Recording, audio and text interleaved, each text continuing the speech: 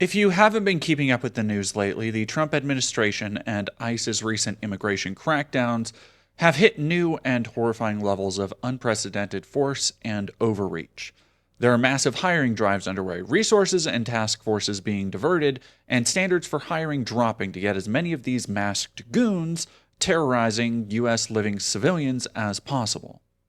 Against the wishes of state and local governments, ICE has been invading and occupying major cities like Portland and Chicago, a massive escalation of the formula we saw rolled out by ICE in LA a few months ago. If you haven't watched the documentary I made on the front lines of the Los Angeles No Kings and anti-ICE protests, I will link it down below because everything I saw there is in line with what I've seen unfolding across the country in recent days.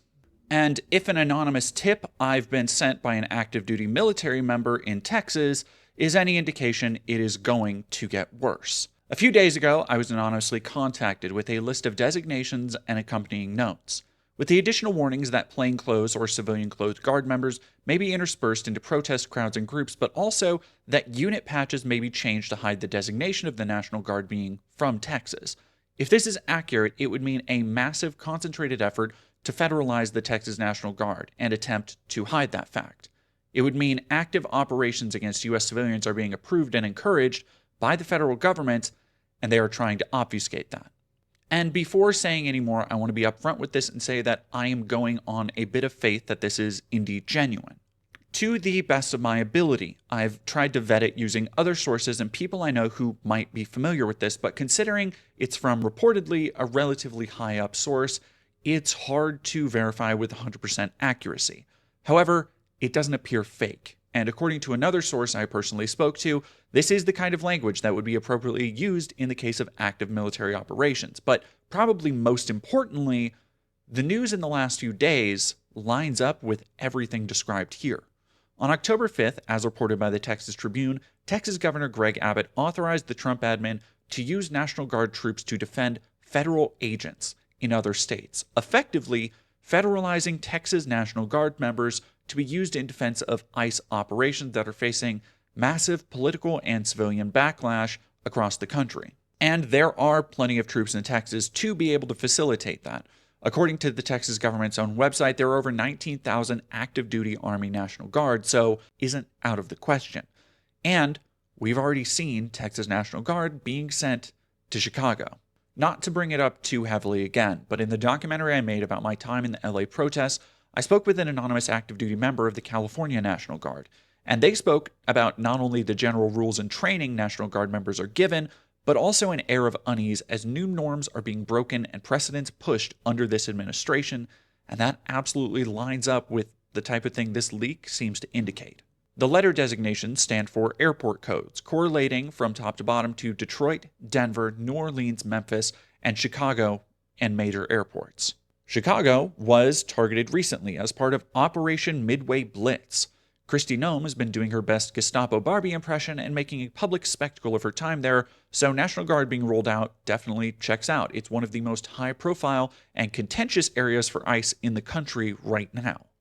Denver has seen an uptick in ICE raids according to local reporting, rising faster in some areas according to this reporting from August 2025.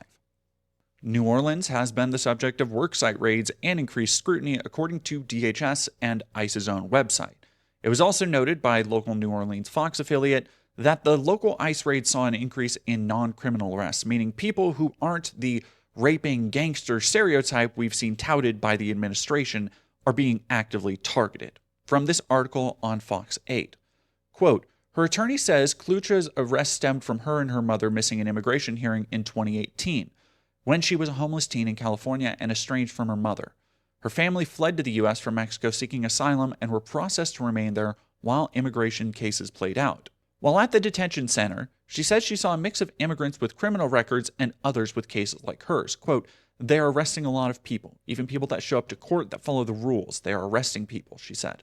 And I think that some people that are there should not be there. They were following the rules and following the laws and they still got arrested. And then there are other people actually there too with criminal records, end quote. Memphis has also been another recent site of concentrated active ICE raids and was even featured in this propaganda video shared on the official ICE YouTube channel. alongside videos like this saying they will give protesters a ride.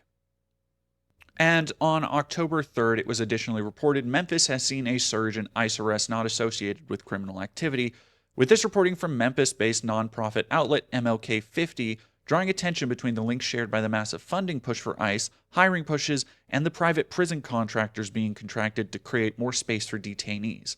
In essence, there is money being made from all of this suffering all across the country. And of course, there is Detroit. Like anywhere else, ICE raids have additionally picked up in Michigan, and I wouldn't doubt that Representative Rashida Tlaib's prominent role of standing against Trump could make the city an additional target for reprisal. And all of this is to say that none of these spots or designations are out of possibility or would be ridiculous to assert would become focuses of the Department of Homeland Security and ICE in the coming days, weeks, and months. We've seen publicity stunts featuring people like Kristi Noem and Benny Johnson, and with them the administration's willingness to continue pushing ICE raids and abductions, regardless of whether it's targeting civilians or even non-immigrants. If it's not abundantly clear by now, they don't care about procedure or protecting people. They care about projecting an authoritarian image of strength, and that means endless posturing and crushing dissent. The last few weeks in particular have seen a deluge of videos showing ICE agents brutalizing peaceful civilians and protesters gleefully.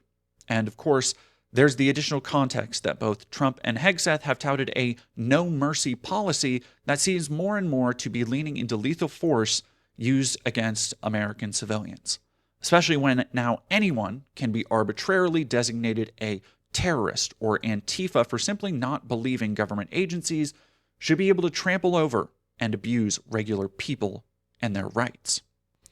And if this is accurate, which as an independent journalist I am still inclined to take with a bit of doubt, but if this leak is accurate, it indicates a massive and concentrated effort to subvert protest and also prepare to crush backlash. For protesters on the ground at these events, you need to be taking extra precautions against new and suspicious members, especially against agitators or people who are trying to rile groups up into violence and bad actors.